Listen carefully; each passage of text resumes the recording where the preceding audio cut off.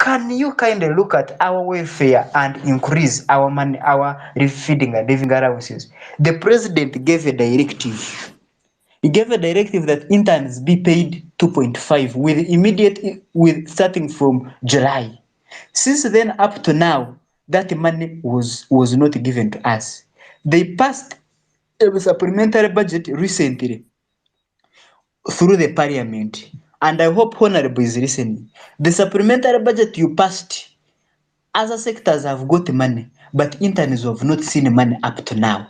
When you ask Minister of Health, says money is in the pipeline, is in the pipeline, is in the process, in the process. Wait for 2 weeks, 2 weeks after 2 weeks, 2 weeks after 2 weeks. Since then, these are 6 weeks. Where is the money? Do you follow up on the budgets or on the votes you pass? Why is this money not coming to interns? We have been informed that even in May, in our first strike, Parliament allocated money for interns, but the Ministry of Health was able to connive with Ministry of Finance and they diverted the money. Even now, we are anticipating the reason why they are not giving us this money. We have got some sources that they want to divert this money for Omicron response. And yet, a mere intern is here suffering. The one who receives patients is suffering the internship sites. There are no places for accommodation for these interns. So we end up renting. Imagine you are renting a house at 200,000. Then you mount about food around 350 per month. That is already 500. So count transport to your place of work. You end up not saving any penny. You end up not having even money to buy yourself a cloth. And that's the life interns are suffering. Now, we also asked that, can you please provide for us accommodation? They said we are in the process of putting up these accommodation issues. But if the government is able to provide us with the 2.5 the president designated, directed, at least interns would be able to afford accommodation, afford a decent meal, and be able to work on patients. So what do we want as interns for now? We shall not go back to work until we see that money. The president directed, the parliament passed the directive, the parliament passed a supplementary budget. Now, we are not seeing the money. I'm really requesting Honorable to follow up on this issue so that interns can receive their money. If we get that, we shall be willing, we go back to work and we save all the crises that could happen. Thank you so much. Look again before you go. And according to the letters, Mr. Mwebesa wrote to you guys. Yes. He told you to vacate hospital premises, facilities where have been residing, and you're telling us you guys rent. Now, thank you so much. There are places, a few training centers. For example, Mbare, it can be Arua, then we can think of Guru, Soroti. They have some part of accommodation, and that accommodation they give to some interns, but not all. They give to some key who could be rotating in emergency cases, or those who are rotating in obstetric, or in mothers who are delivering. So that anytime they call on you, even if you are sleeping, or even if you have just gone to the store to pick something, you can quickly come and save a life. So those are the people who are staying in those premises. Actually 30% of the interns are the ones who are accommodated. The rest are renting. The rest, they are coming very far, they are staying in slums. Recently you had one medical intern who had disappeared. Recently you had another medical intern who was robbed and was almost raped. Those are the cases because people reside far from the place where they are working because of accommodation. That's what they can afford. So Mwebesa wrote instructing medical directors to vacate these interns. 35%, those are not much. Those are the ones who are being accommodated. But others, they are not being accommodated. And that's why we are seeing these gaps of service delivery, because an intern comes late, he comes from a place, he comes late, he has not had lunch, or at lunch you go for lunch, you go very far to a place where you can afford, and then you come back to work not on time. And the person who suffers, omuntu wa wansi. It's not the honorables, it's not the NRM, it's the local person. So we appreciate the role of honorables, especially on the opposition. They have tried. I saw the member of parliament of Kasese Buko Country. He tried to raise our point, but the NRM MPs, they are covering this. They are behind this, the delayed poor facilitation of health workers. So I would ask the opposition MPs to rally behind us, support us, and always raise these issues into parliament. Thank you.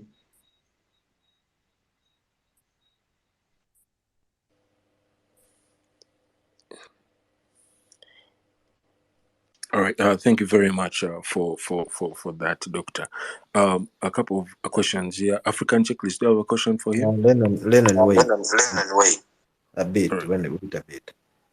Doctor, don't go. The increasing of your Director General of Health Services salary from 9 million to 23 million.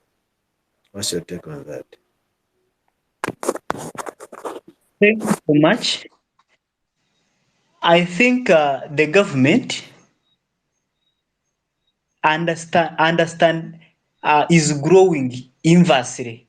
Like a person who is supposed to grow up is growing down. Now, we are bringing issues of employing medical officers. A district hospital is supposed to have a minimum of 7 hospitals, I mean 7 doctors, a district hospital. But you find a district hospital is having only 4 doctors, and among the 4, 2 have run, they have gone back to study, not even on study leave, they are getting the government salary, they have gone to study. And the 2 who are remaining, one is the medical director or the medical superintendent is the boss. So you find a doctor is, I mean, a hospital is relying on one doctor. One doctor is covering the places of around 7 doctors. And then instead of increasing the salary of this doctor who is down, who is looking at people, who is the first encounter to people, serving the people, you go ahead and increase the salary of the director general. We are not surprised, we saw it. They have what they are praying, maybe because he has helped them to save money. We recently had Minister of Finance, I mean Minister of Health returning to Treasury a lot of money which was supposed to recruit health workers and pay them. So increasing their money is not new, like how the MPs increase their money. An MP in a district, for example, I come from Kamwenge district. Kamwenge district was cut, was chopped off. Chitagwenda was chopped off. But Kamwenge we have now, currently we have three MPs. One for Chiware, another one for Chiware East, and a woman MP.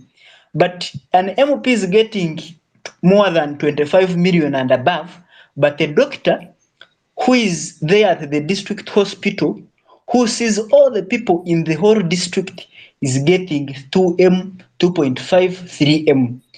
So this thing doesn't start, it started even from parliament. We are not surprised, but it is wrong increasing the salary of director general, and then you leave the local person who is the technical implementer. Instead of increasing the money of a technical implementer, you are just increasing the salary of a manager. It is quite absurd, and we are not happy with it. Actually, we are demanding, we really request how, if these people could be audited, and then maybe they resign or they are fired. Because why should we have all this crisis? You are the director general, you have been a permanent secretary, everything is reoccurring in the crisis. We have had doctors strike, we have had interns strike, but they strike when you are the director general, they strike when they are permanent secretary. Why don't we, as honorables, move a motion of putting these people into accountability? Or at the time they even change or they fire some. Thank you so much. Yes, thank you very much, Doctor.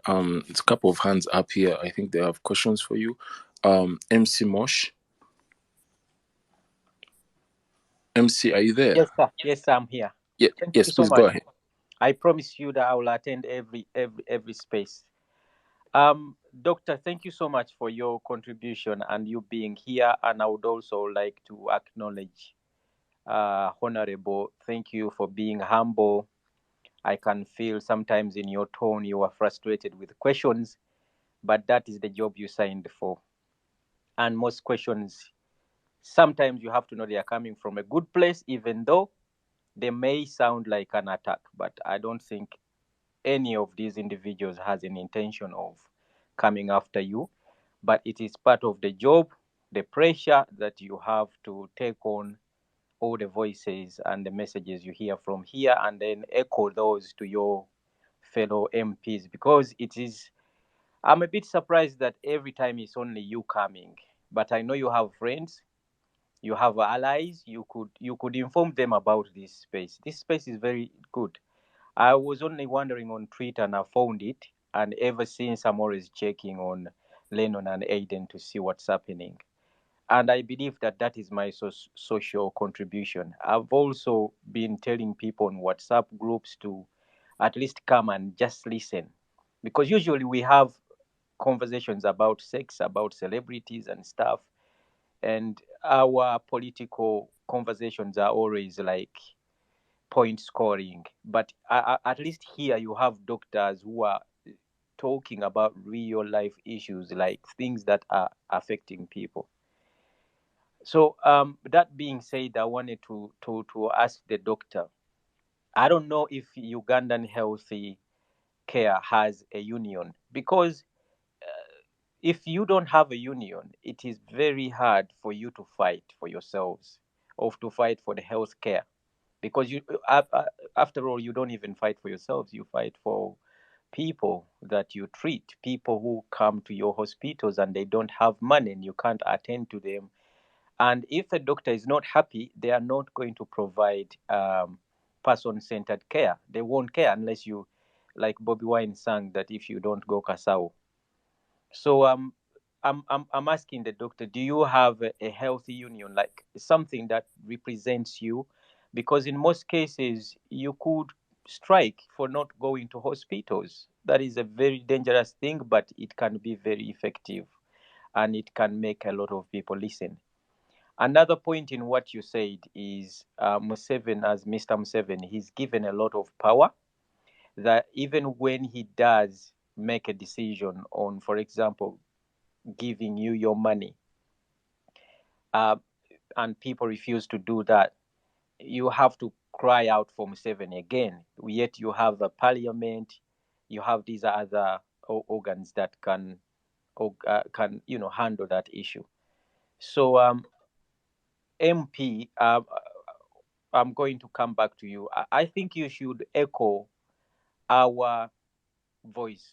You should echo our cries to your friends, because the thing of having you, only you here, and we are firing questions to you, is not as effective as if you invited your fellow MPs. For example, NUP has a lot of MPs, and the issue with Ugandan politicians or celebrities or people in higher authorities, they underestimate people. This is a very, very good space. I get involved in it. For example, there's one space that is going on every after 1 hour. There's a space going on about Lewis Hamilton for those who follow Formula One, and it has like 2,000 people. And this is just sports. These people are speaking about injustices in sports. Why can't we have MPs at least five a night here? Just 1 hour. You spare 1 hour.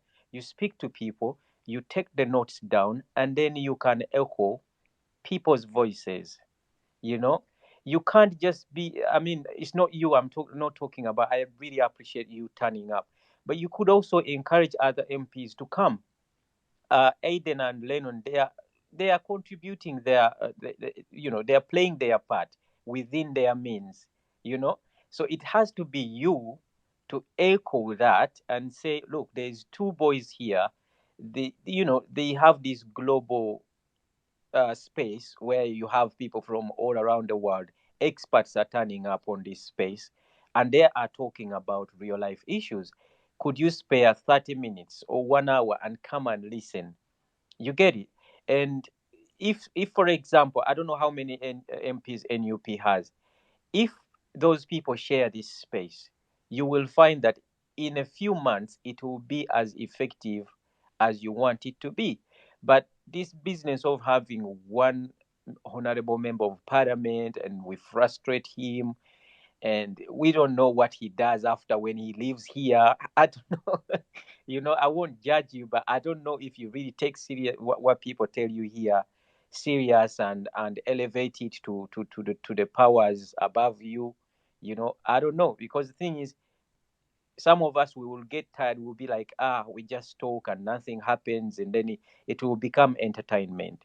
So I appreciate the doctors who have turned up. Thank you so much. But doctor, I'm waiting to hear.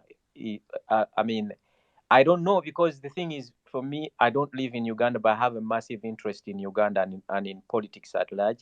But what I don't understand is, do you guys have a union? Thank you so much. All right, thank you very much, Mosh, MC Mosh. Thank you very, very much. Yes, Dr. Elisa, do you have a union? He has two questions for you. I don't know if you can answer that before others come in. Doctor. All right, thank you so much, the host and Mr. MC, for that wonderful question. You asked me one question that do we have a union? Uh, Health workers in Uganda were initially under one union, but as you know, Mr. Museveni's strategy and the NRM's strategy is to divide and rule. We had the Uganda Health Workers Union, which was uniting all the health workers, doctors, nurses, dental surgeons, pharmacists. But when they looked at that it is going to cause more people are going to get united, so they caused a massive destruction of that, so that people get divided, and that's where we had the emergence of Uganda Medical Association. So that the Uganda Medical Association is only for doctors. Medical doctors are the one who subscribed under that. Then the Uganda Nurses and Midwives Union, that one is for the nurses and midwives. The nurses and midwives subscribe under that. Then the Uganda Dental Surgeons Association, that one is for the dental surgeons.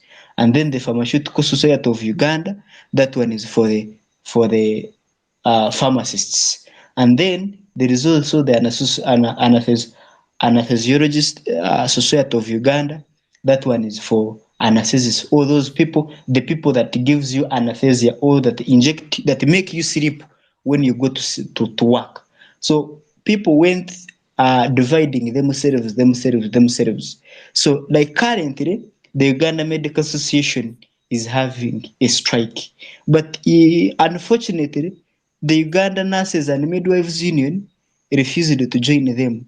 And in a hospital, you find you have like uh, 5 or 3 doctors, but the rest of the staffs, they are nurses. The majority of the staffs in the hospital, they are nurses.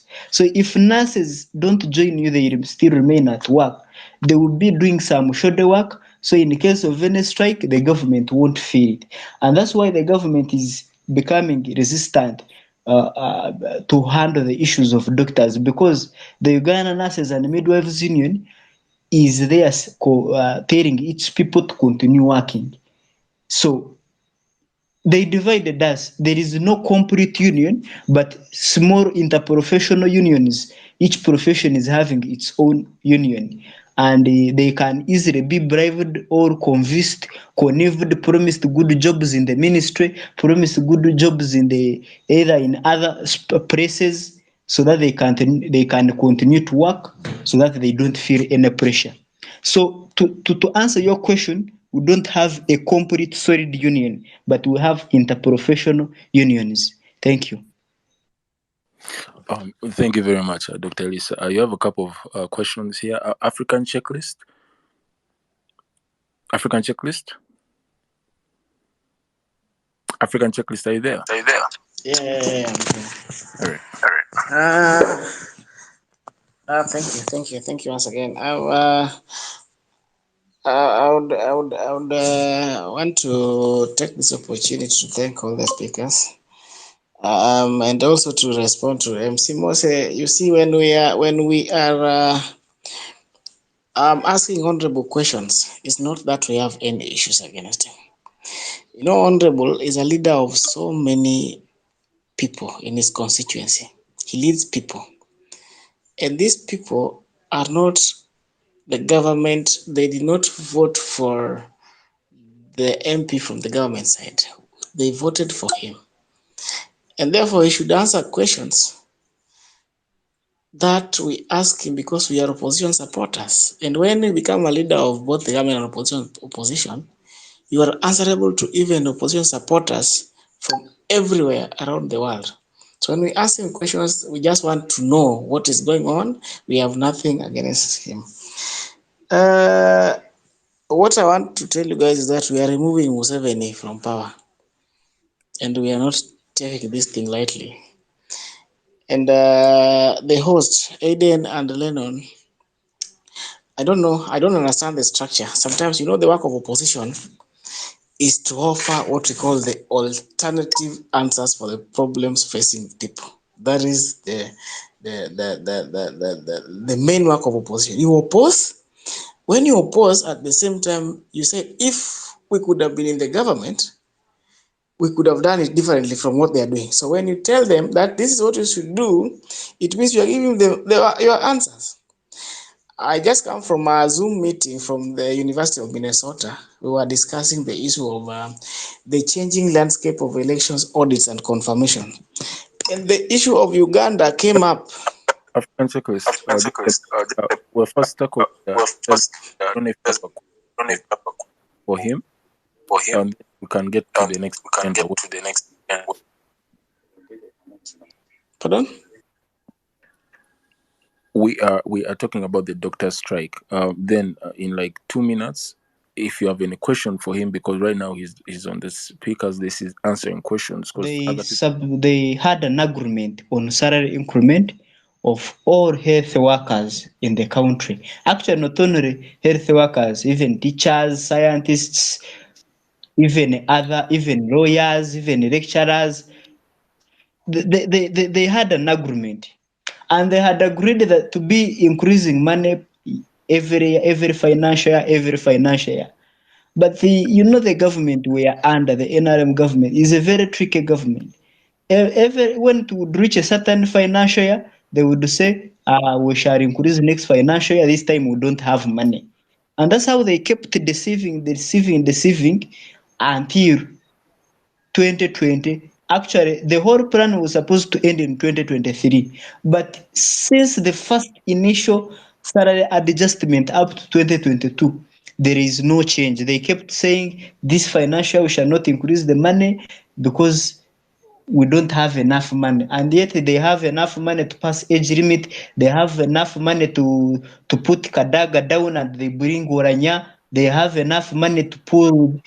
That is the case.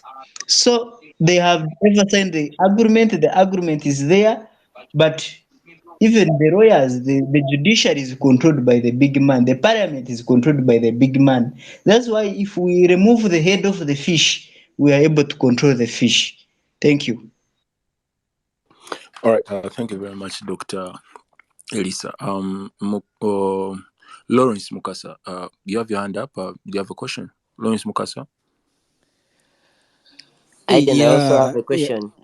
Wait, wait, Honorable. Let Lawrence first submit his question. Lawrence. Okay, greetings to everyone. I have 3 questions for the doctor. Thank you, doctors, for joining our space and everybody who has tuned in.